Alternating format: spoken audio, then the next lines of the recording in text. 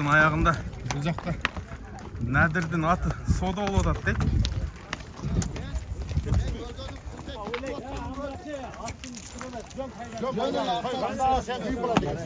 Sen cüzünleri ver fayda. Bayla sürüyor şu an. Elini taza verirsin ben amlanda. Yok ya sen cüzünleri Anne kalmasa yok. Sorun.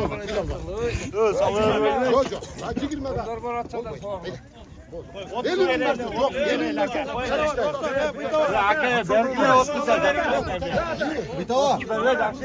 Bir tava şunca adam berden kaldı o. Çay oynasın. Buna қалсын. Buna zorsa da o. Balar tura gelse bergilerini. Жақсы айтты. 41 туған. At çavası kazanım. Çapkanım. Durucan durak. Çatlar savarına girer.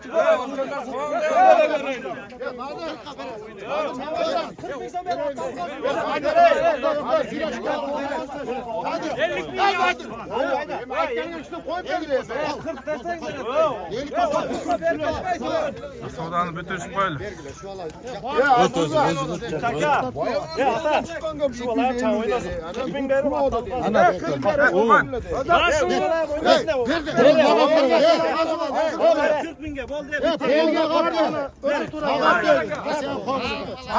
Aklı benim çıksa.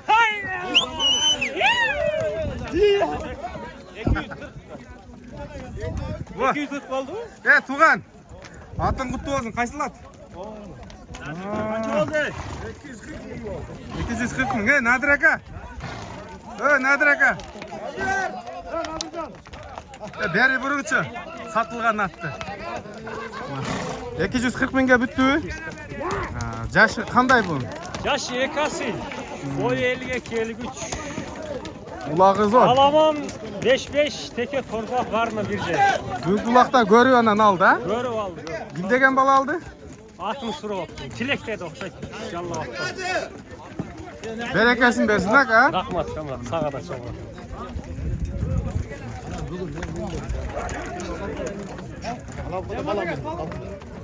Islar mı? Soda da oldu şundan.